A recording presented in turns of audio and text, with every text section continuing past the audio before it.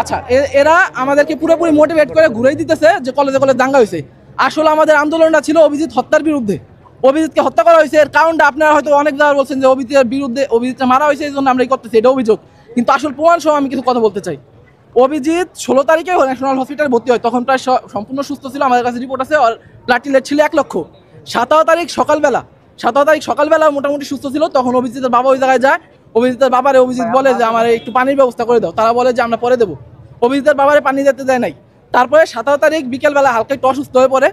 18 তারিখ সকালবেলা 17 তারিখ সন্ধ্যার সময় অভিজিৎ বলে আমার এই জায়গা থেকে নিয়ে যাও, এরা ভালো চিকিৎসা করতেছে না। অভিজিতের বাবা 18 তারিখ সকালবেলা হসপিটালের কর্তৃপক্ষের কাছে কথা বলে অ্যাম্বুলেন্স ভাড়া করে যে আমরা অভিজিৎ নিয়ে যাবো, তারা কোনোভাবেই ছাড়ে নাই অভিজিৎকে। একবার জন্য ছাড়ে নাই, আমাদের কাছে প্রতিটা রিপোর্ট, একটা রিপোর্ট দেয় নাই অভিজিতের ছাড়ার জন্য। তারা 11টার সময় বলে যে অভিজিৎ অসুস্থ হয়ে পড়ছে, আইসিইউতে নেওয়া লাগবে। ওর মামা ছিল, সে একটা সিগনেচার করে দেয়, অভিজিৎকে আইসিইউতে নিয়ে যায়। সন্ধ্যা 7টার সময় যখন অভিজিতের আমরা দেখা করতে যাই, আমাদের দেখা করতে দেবে না, অভিজিতের মামা ওই জায়গায় দেখা করতে যায়। অভিজিতের মামা জিজ্ঞাসা করে যে আমার ভাগ্নে কেমন আছে, তখন তারা বলে যে অভিজিৎ অনেক সুস্থ আছে, এখন ঘুমাইতেছে, দেখা করতে দেবে না। সে জোর করে রুমের ভিতর ঢুকে গেছে, ঢুকে যায় এইভাবে হাত ধরছে, দেখে হাত পুরো ঠান্ডা আর হাত কুকড়ায় শক্ত হয়ে গেছে। তখন জিজ্ঞাসা করছে আমার ভাগ্নে দিয়ার নাই, কয় না ও বাইসে আছে। তখন একজন ডাক্তার এসে কয় যে হারে মাত্র মারা গেল। আপনার চিন্তা করেন একজন মানুষ মারা গেলে কতটা ডক্টর কতটা ইনসিনসিয়ার হইলে, হসপিটাল কতটা ইনসিনসিয়ার হয়ে গেলে তারা এইটা জানে না তাকে রুগী মারা গেছে, আমরা যাই নিশ্চিত করি তারপরে বলে যে মারা গেছে। আর একজন মানুষ মারা যাওয়ার 2 থেকে 4 ঘন্টা পর্যন্ত তার শরীর গরম থাকে, তার হাত পা পুরোপুরি ঠান্ডা ছিল। অভিজিতের রিপোর্ট আমাদের কাছে আছে, বিকাল 4টার সময় যে 18 তারিখ যেদিন মারা গেল, বিকাল 4টার সময় প্লাটিলেটের মাত্রা ছিল 80,000 প্লাটিলেট নিয়ে একজন কিভাবে মারা যায়? অভিজিৎ যদি 7টার সময় হাত পা ঠান্ডা হয়ে থাকে, তার মানে আর 3 থেকে 4 ঘন্টা আগেও মারা গেছে। তারা এটা আমাদের জানায় নাই, এমনকি আমরা যখন নিশ্চিত করি তখন তারা বলে অভিজিৎ মারা গেছে। কতটা ইনসিনসিয়ার! এরপরে আমাদের ছাত্ররা ওই জায়গায় জড়ো হয়ে যায়, আরটিভিরে ডাকা হয়, আরটিভি ওই জায়গায় যায়, আরটিভি সহ আমাদের ছাত্ররা বলে যে আমরা ডাক্তারের সাথে কথা বলবো। তারা বলে যে ক্যামেরার সামনে কোনো ধরনের কথা বলা হবে না, ক্যামেরার সামনে একটা কথা বলবে না। তারা ভিতরে ঢুকে গেছে। পুলিশ ওই জায়গায় যায়, আমাদের যেসব ছাত্র প্রতিনিধি ছিল তারা বলছে পুলিশটা একলা কোনো কথা কইতে দেবো না, আমরা আমাদের সঙ্গে নিয়ে যাইতে হবে। পুলিশ একা ভেতরে গেছে, পুলিশ একলা ভেতরে যায় কথা বললে সে কয় যে তোমরা যদি এই জায়গা থেকে না যাও তাহলে আমরা এর জন্য উপযুক্ত ব্যবস্থা নেবো। তাই এটা বোঝা যায় যে টাকা খাইয়ে এই অবস্থাটা করছে, এবং আন্দোলন চাপা দেওয়ার চেষ্টা করতেছে, আরো ছাত্র জড়ো হয়েছে।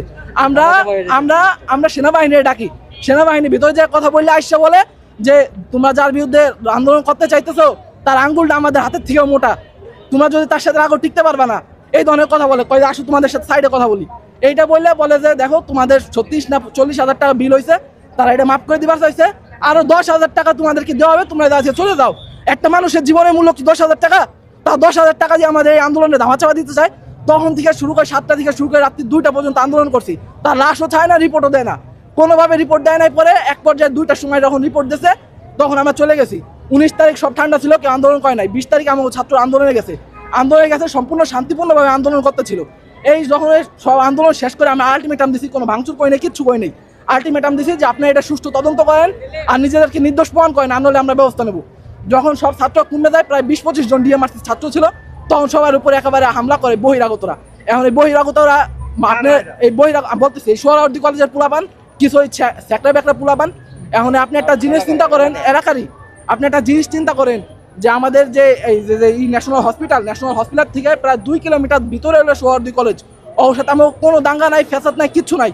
ওরা এসে আক্রমণ করলো কে? যদি এই ন্যাশনাল হসপিটাল লোকজন টাকা না খাওয়ায়, ওরা টাকা খাওয়াইছে, তাই এসে হামলা করছে। আমার ছাত্ররা ছত্রভঙ্গ হয়ে পালাইছে, স্থানীয়রা ওই জায়গায় কিছু টোকাই পোলাবেন এই হামলাগুলো করছে ওই সোহরাওয়ার্দী কলেজের।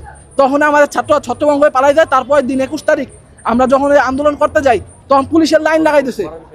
এত পুলিশ কল্পনা করতে পারবেন না। পুলিশের প্রোটোকলে থাকে, আমাদের কাছে ভিডিও আছে, আপনাদের প্রত্যেকের কাছে ভিডিও দিয়ে দেবো।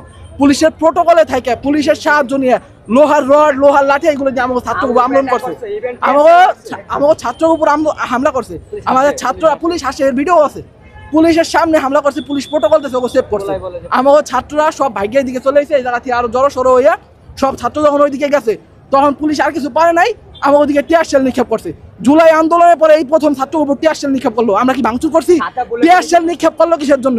টিয়ার শেল নিক্ষেপ করছে। টিয়ার শেল নিক্ষেপ করার পরে যখন সব ছাত্র ছত্রভঙ্গ দৌড়াইছে, তখন আবার আমার উপর চড়া হয়েছে ওই সোহরাওয়ার্দী কলেজের পোলাপানরা। সব ক্ষেত ওরা একেবারে লোহার লাঠি দিয়ে এক চাপায় হামলা করছে। আমাদের 100-র বেশি ছাত্র, আমাদের প্রত্যেকের ছবি আছে, প্রত্যেকের ভিডিও আছে। 100-র বেশি ছাত্র মাথা ফাটছে, প্রত্যেকে হাত পা ভাঙছে, প্রচুর পরিমাণে ইনজুরি হয়েছে। তারপর দিন ছিল শুক্রবার আর শনিবার, এই 2 দিন ছাত্ররা ছিল না। আমরা এই ব্যাপারে কথা বলছি যে ঠিক আমরা আরো 14টা কলেজ গতকালকে যেটা দেখছেন সব কলেজের ছাত্র মিলে যাইয়ে আমরা আগামীকাল এই সুপার সানডেতে আমরা যে কর্মসূচি ঘোষণা করব আর আন্দোলন করবো ন্যাশনাল হসপিটালের বিরুদ্ধে। আমরা তখনও শান্তিপূর্ণভাবে মিছিলে গেছি। আমরা ওই জায়গায় কোনো একটা মানে সোহরাওয়ার্দী কলেজের ছাত্র, ওটা তো বিশাল ভিতরে 2 কিলোমিটার দূরে, ওর থেকে যাইও নাই।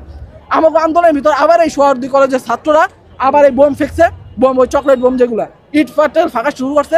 গতকালকে আমার কিছু ছাত্র আহত হয়েছে। এইগুলো যখন আর মানা যায় না, আমরা গেছি ন্যাশনাল হসপিটালের বিরুদ্ধে আন্দোলন করতে, ওরা এটা ঢুকে কিসের জন্য ধামাচাপা দেওয়ার চেষ্টা করলো।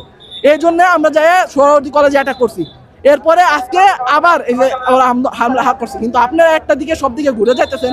আমরা মূল আন্দোলনটা করছিলাম অভিজিতের যে ভুল ট্রিটমেন্ট, অভিজিতের যে ভুল ট্রিটমেন্টটা করা হয়েছে, অভিজিতের উপর যে অন্যায় করা হয়েছে, এই অন্যায়টার কারণে আমরা আন্দোলন করতেছি। কিন্তু এখন এই সূক্ষ্ম একটা পলিটিক্যাল চাল দিয়ে ন্যাশনাল হসপিটাল ঘুরে দিচ্ছে ব্যাপারটা, কলেজে দাঙ্গা। তো এইটাই সামনে চলে যেতেছে। এই জন্য আমরা চাই, সরকারের কাছে আবেদন করতে চাই যে এটা দ্রুত থেকে দ্রুততরভাবে, আমি এই কলেজের ছাত্র, অভিজিতের রুমমেট, এই যে রুমমেট আমরা প্রত্যেকে অভিজিতের বন্ধু ছিলাম। হ্যাঁ আমি দীপ, আমি নাম দীপ, আর অভিজিৎ আমাদের বন্ধু ছিল, আমার রুমমেট ছিল, ও রুমমেট ছিল। আচ্ছা দাঁড়ান, আর কথা শেষ হয় না ভাই, দাঁড়ান। এরপরে এই যে আজকে এই যে কিছু কথা আছে, যেমন অভিজিতের যখন 17 তারিখে অভিজিতের 17 তারিখে এসজিপিটি এএলটি নির্ণয় করা হয়েছিল, এটা ছিল 141 ইউনিট পার লিটার। একজন স্বাভাবিক রোগীর থাকে হলো 50-এর নিচে, না এটা বলি নাই, একজন স্বাভাবিক রোগীর থাকে 50-এর নিচে এসজিপিটির মান।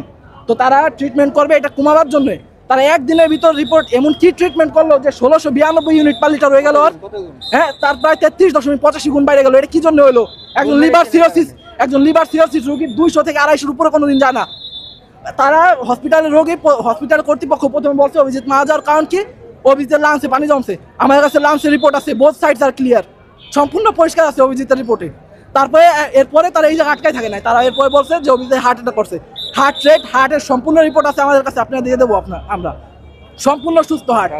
এরপরে তারা আটকায় নাই। এরপরে আবার বলে ড্রাগ এডিক্টেড ছিল।